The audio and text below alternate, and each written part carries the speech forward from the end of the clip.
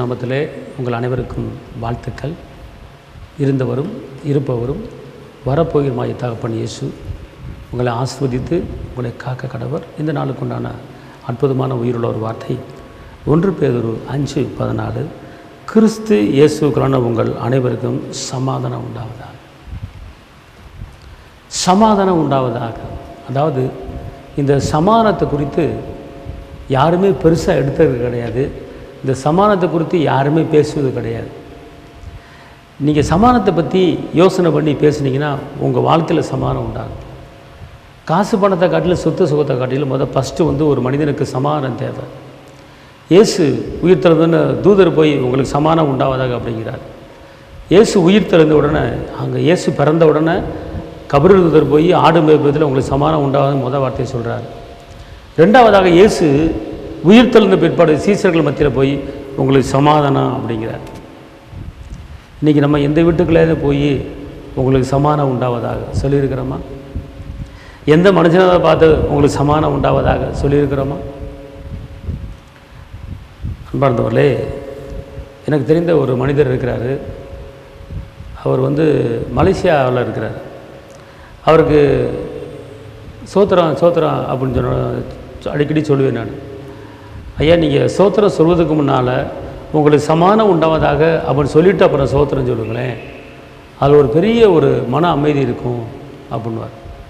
என்ன இப்படி சொல்கிறீங்க அப்படின்னு கேட்டேன். இல்லையா, நான் அநேக இடங்களில் போய் உங்களுக்கு சமாதானம் உண்டாவதாக கர்த்தர் உங்களை ஆஸ்வதிப்பார் அப்படின்னு சொல்லி ஒரு பழக்கம். பாருங்கள், இன்றைக்கி எங்கள் வீட்டில் பல வருடங்களாக ஒருத்தருக்கு ஒருத்தர் எந்த சண்டையும் கிடையாது, எந்த முறுமுறுப்பும் கிடையாது. நாங்கள் எல்லோரும் சமாதானமாக இருக்கிறோம். சமாதானத்தை பேசும்போது எனக்கு சமாதானம் வீட்டுக்குள்ளே வந்துடும். அதனால் சமாதானத்தை பற்றி அதிகமாக சொல்லுங்கள் அப்படின்றார். இது ஏன் சொல்ல வரேன் அப்படின்னு கேட்டிங்கன்னா, இன்றைக்கி ஏசப்பா சொல்கிறார், கிறிஸ்து இயேசுவுடன் உங்கள் அனைவருக்கும் சமாதானம் உண்டாவது என்று 1 பேதுரு 5:14 சொல்கிறார். அதாவது உங்கள் அனைவருக்கும் சமாதானம் உண்டாவதாக அப்படின்னு சொல்கிறார். உங்கள் அனைவருக்கும் செழிப்பு உண்டாவதாக, உங்கள் அனைவருக்கும் பணங்காசு உண்டாவதாக, உங்கள் அனைவருக்கும் சொத்து சுகம் உண்டாவதாக அப்படி என்று சொல்லாமல், முதல்ல ஃபஸ்ட்டு மனிதனுக்கு தேவை மனதில் ஒரு அமைதி, மனதில் ஒரு நிம்மதி, மனதில் ஒரு சமாதானம். அதனால் இன்றைக்கி கர்த்தர் உங்களை பார்த்து சொல்கிறாரு, உங்களுக்கு சமாதானம் உண்டாவதாக, உங்களுக்கு அன்பு உண்டாவதாக, உங்களுக்கு இரக்கம் உண்டாவதாக, உங்களுக்கு தயவு உண்டாவதாக, உங்களுக்கு நிம்மதி உண்டாவதாக, அதுக்கப்புறம் தான் செழிப்பு உண்டாவதாக, வெற்றி உண்டாவதாக, விடுதலை உண்டாவதாக. முதல்ல ஒரு மனுஷன், அதாவது ஒரு செழிப்பு ஒரு வெற்றி ஒரு மனுஷனுடைய ஆத்மாவை பலப்படுத்தாது.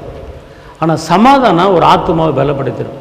நிம்மதி ஒரு ஆத்மாவை பலப்படுத்திடும். அதான் உன் ஆத்மா வாழ்வது போல் நீ எல்லாவற்றிலும் வாழ்ந்து நீ சுகமாக இரு என்று சொல்லப்பட்டிருக்கிறது. அதனால் அன்பாண்டவர்களே, இந்த நாளிலே கர்த்தர் உங்களுக்கு சொல்கிறாரு, உங்களுக்கு சமாதானம் உண்டாவதாக, சமாதானத்தை தேடுங்கள் அப்படின்னு சொல்லப்பட்டிருக்கிறது.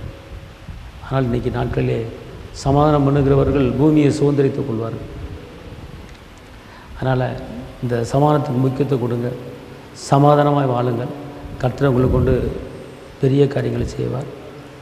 அவரால் கூடாத காரியம் ஒன்றுமே கிடையாது. இந்த சமாதானம் வாழ்ந்து பாருங்கள், எல்லா ஆசீர்வாதங்களும் உங்களை தேடி வரும். கூடிய மட்டும் எல்லாரிடத்திலும் சமாதானமாக இருங்கள் என்று சொல்லப்பட்டிருக்கிறது. கூடிய மட்டும் எல்லாரிடத்திலும் சமாதானம் வருங்கள், எல்லாத்தையும் சமாதானம் வருங்க.